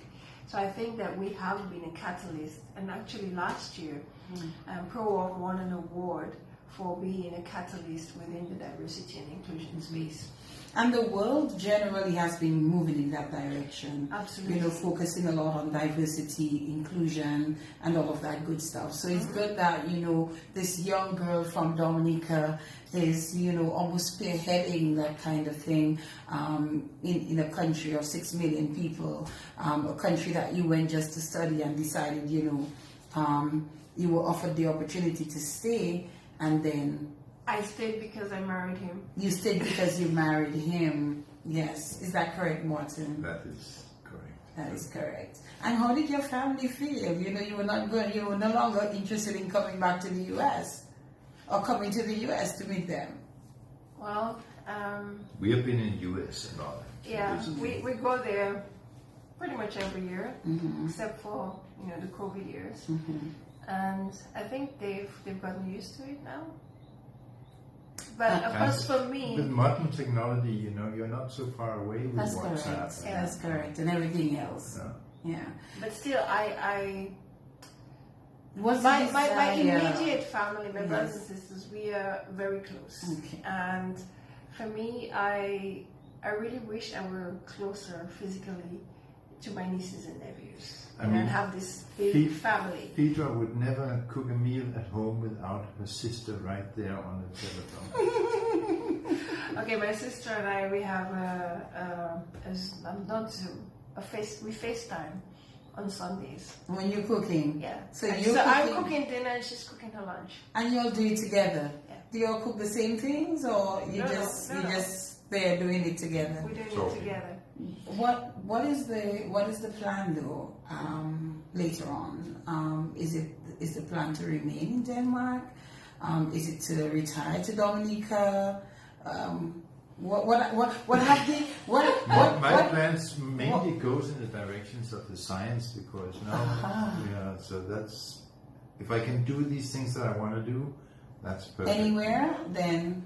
Yeah, where I can do them, I want to do. Okay, Phaedria. I feel like if I say anything right now, I'm being broadcast. Let's just say, putting some problems in the chemistry household. but let's just say I'm considering some things and I'm working on some things. Okay. And those plans include Dominica. I cannot tell you the time frame as yet. I cannot say exactly what it is, but Dominica is the land of my birth. It has given me so much that it's my responsibility, my duty to give back. I really love Dominica, and I have to do what I can to help it prosper. Yes, I think that's a fair statement. Yeah. And to do that, you may not necessarily have to be there. Exactly. You don't have to be resident in Dominica to support and make a difference. Yeah, agreed. Yes, Morten? Yes. So you can come, for the summer or whatever period of time, spend a couple of weeks with us, and you can go back. You never know. We may even, build and do things here. So. Yeah. A couple of people are listening. Michelle and Eldin are listening. Yes, I know they are family. Yes, Hillary, and Deidre. Yes, they are tuning. They are tuned in as well. So they just kind of wanted to touch base with you guys. I've not been able to go across to the live to see what's going on there, but I'm seeing that there's some discussions going on there as well. It is 5 minutes to 10. And we're getting ready to wrap things up here. And where do we go from here, Morten? I know you said you're almost towards the age of retirement. So when you get a Nobel Prize, a lot of interest is, building up around that, including funding. So I have just employed some PhD students, so at least 3 years out into the future, I'll do chemistry, but probably even longer. So I like very much the interaction with the students. It keeps me young and agile. And I think we are having a good time in Denmark, but we will also look towards opportunities here, for sure. Yeah, I like that. We don't know our plans usually. They shift all the time like it is in Dominica. Plans change is what I hear most. Right? But I think the Nobel Prize has given us, and I say us, a platform and access that we did not have before. Right now we're traveling to many different countries, giving lectures.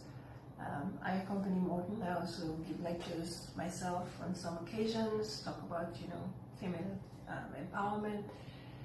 But the connections that we make are ones that we have to see how we can use that to make change to make an impact, not just in Denmark, but also in other countries like Dominica. But there are other countries that we have visited where we could also see ourselves making an impact. Africa Too, yeah. Mm-hmm. So Personally, I think that if we could make this animation thing work, yes. it would be easy to distribute knowledge to worldwide. yeah. And knowledge actually could make quite a significant change in the way that people think and do things. Mm-hmm. And that seems to be a key point of interest to you, making that contribution to humankind and change young people with female empowerment. That's what I'm getting, I'm pulling from you guys, and I really like the direction that you're going, and I foresee some more great things coming from both of you, not just Morten, who has won the Nobel Prize, but Phaedria, from you as well. I like the focus that you have on women and young people.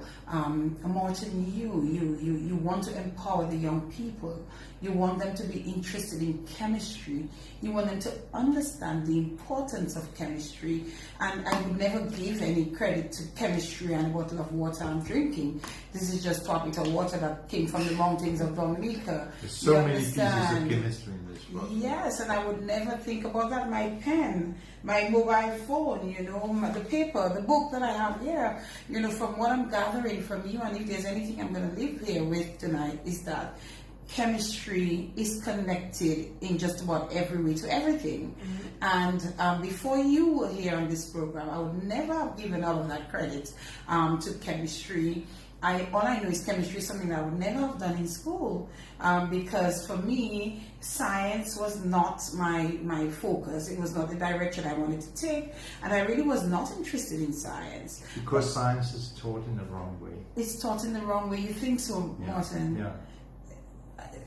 So it's all too much about The understanding. text?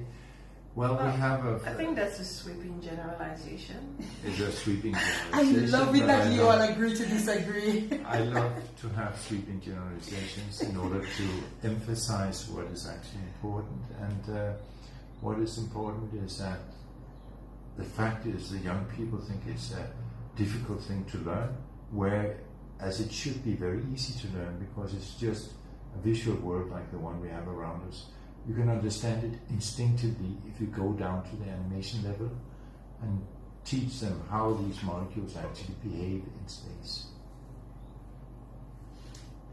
It is, just amazing. I can see, and I don't mean to say it that way, Morten, but I can say I've met a Nobel Prize winner and I've interviewed a Nobel Prize winner. This means so much to me. And I've met Phaedria, who is also, I love the work that she's doing for women and women empowerment and all of that good stuff. I feel really good having done this interview with the both of you, Thank you very this much. evening, and I genuinely mean it when I say that. And it's not just about the privilege of getting to speak to you guys, but just being encouraged by what you are doing and your interest. You could have just won your Nobel Prize and you could have just said, okay, that's it for me, I'm going to retire soon, leave that alone. And as his wife, Phaedria, you two could have said, let me just see how much advantage I can take, I can get of this. You can, but in the good way that you speak into, that you're going to be, that you would want to do, in that you're getting more recognition, more avenues to share your message, to teach others, to speak to others, speaking engagements and all of that. And I think that's using it in the positive way that Mr. Nobel intended, and I think if he were alive today, he would be very proud. And it's just 1 year since you've won the prize, and there you are already, focused on doing good, making change and enacting change and doing all of that good stuff. I want to talk about the ceremony before we wrap up. Okay. What was that like, and the dress, you have to Trip with Alice in Wonderland. Oh my goodness, we have to. I know we have to wrap up in a while, Yeah. but I need to know, you all both looked really great. I saw you had 2 outfits. One was a Dominican national wear, and then the other one was this with all of these things going on. Okay, so let me start with the Yes. click chemistry dress. Yes. That was the dress. So that's I wore what you for call the it. awards ceremony. Yes. Okay. What happens is that the Nobel Prize, the Nobel Prize organization, they have a museum, and every year they ask students from a design school to create dresses that interpret the 5 Nobel Prizes of that year. And so there were some fantastic young women who made a click dress. If you remember, Morten said it was copper catalyzed, so the color, that's why you have the copper color. And it had hexagons because this is the most common 6-membered ring shape in nature. And it was just very exquisite. Now, I had intended to wear another dress, but when I went to the museum, I thought it was just so beautiful. So I put on social media, this is me looking at my future dress. And I tagged the designers, and at the same time we had a Nobel attaché, and I said, you know, it would be nice for me to get a dress like that made. And within 2 shakes and a hat, she contacted them, they called me, they took my measurements, and then they made a dress for me in 24 hours that I could wear. Wonderful, So that was really fantastic. So the message is you have to tell your dream. Yes. If you don't speak tell anybody what you want, if you Sure. don't speak it, it will never happen. That is true too. That is very, very true. And the Creole, the national My dinner national dress. So the night after the award ceremony, you are invited to dinner at the King and Queen of Sweden.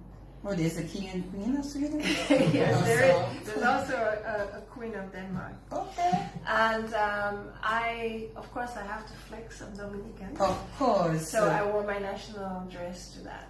And this is something you already had. Yeah, I always, since I left Dominica, I have my national dress and I wear it whenever I can. Okay. And Morten, So what did you wear? At the big ceremonial dinner, Phaedria was sitting side by side with the Prince of Sweden. I was sitting in between 2 princes. Is Yes. that your prince right there? No. No. Real princes. Real princes. Real princes. Real princes. So were you all not sitting together? No, or the no, no. winners had to sit separately? Yeah. Okay. And you wear your suit? You wore your suit? I wore my suit, and I had this butterfly, which was The matching her dress. matching her dress, Yes. and was actually not permitted. Well, I asked them to make it. And then he's like, no, I can't wear it. It has to be black. I said, you wear it, and if they tell you to take it out, that's a different story. But Did you they go tell you in to there- take it out? No. Sometimes They you have- wouldn't dare. sometimes I you don't have- think No, but Exactly. it was a great subject of discussion. Is it? He was the only one. He was the only one. You stood out, Morten. Yes. That's it. You stood out. You have to ask for forgiveness. Yes, later. Do yes. things. Yes. But overall, it was a wonderful experience. It absolutely was. Yeah. And the Nobel Prize Committee and the Swedish Academy of Sciences are really good in doing this. So it was really like a trip with Alice in Wonderland. Everything was like being on a cloud for a week. Yeah, I did feel a bit uncomfortable. Why? In the sense that it's so expensive, and then you can't. At least I couldn't help but wondering, some of that money Could have been used to some research. But it's beautiful, it's amazing, but at some points I did feel like, okay, this is too much. And how many people got the Nobel Prize last year? How many people every year? It's about, with some of the prizes are shared, some of it is just one person. Okay. So I think last So- year was maybe 11. 11. 12 The above? in Okay. in the All right. world. Okay. Martin, you think, what is the next great mark that you would love to make as we wrap up? This one. You're going no! Phaedria, take your pick. What's up? Look at Ajani. Ajani's dying. Listen. All right. That's it. That's it. I love you guys so much. Some final comments as we wrap up. For me? Yes. Yeah. You blushing. Yeah. Blushing. He's blushing. Yeah, I mean, I think you have to find your purpose in life. Yes. And you have to speak it out. You have to work towards it. Don't give up. And when you make it, you have to remember to reach out and reach back and don't step on people. We're all in this together. And the more we are together, the more we can accomplish.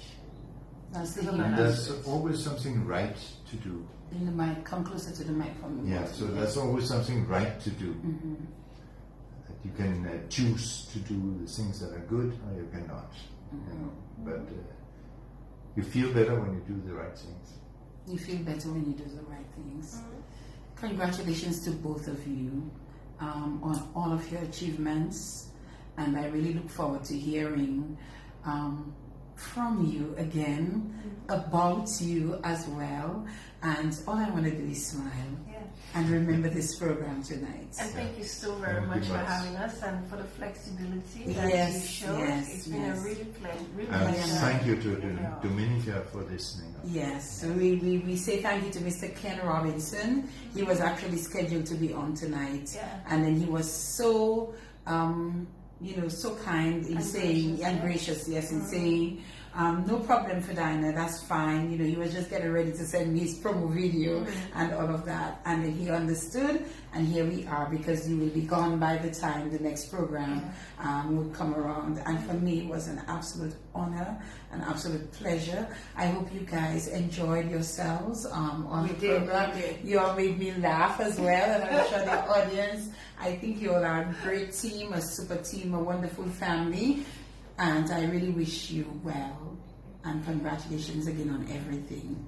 Thank you so much. Thank you so much. All right, guys, that's a wrap on the In the Spotlight radio show for tonight, and I really feel honored and privileged to have been able to speak to both of them on the program tonight. I think these are great people, these are good people, and I think they are people that are going to continue working towards the betterment of mankind, and contributing towards positive change and helping to empower those, especially those who probably may be most vulnerable. In fact, someone just sent me a message for you, Phaedria, to say that, yes, Phaedria, can you share my number with Dr. Phaedria, please? I'd like to speak to her about some of the initiatives with regards to young people and businesses she was speaking about. Okay. So definitely you will find that kind of, communication. People will be, I will talk to you first, can I give this person your number or pass the information to you? But I'm sure a few more persons will reach out to make contact with either one of you to see how you can support in a positive way towards our own Dominican society, apart from what you're doing in Denmark and in other countries around the world. An absolute pleasure it was. Again, I wish you well, Ajani. All the best to you. Ajani or Ajani? Ajani. Ajani, what do you say? While you're at the mic, just say goodbye and good night to everyone. Goodbye and good night, everyone. It's been fun. What did you think? Good? Good? It was definitely a pleasure. Until next week, Monday, we should have Mr. Ken Robinson with us in the spotlight. Good night, everyone. God bless. And we'll do this again another time. Listening to In the Spotlight. We would love to hear from you.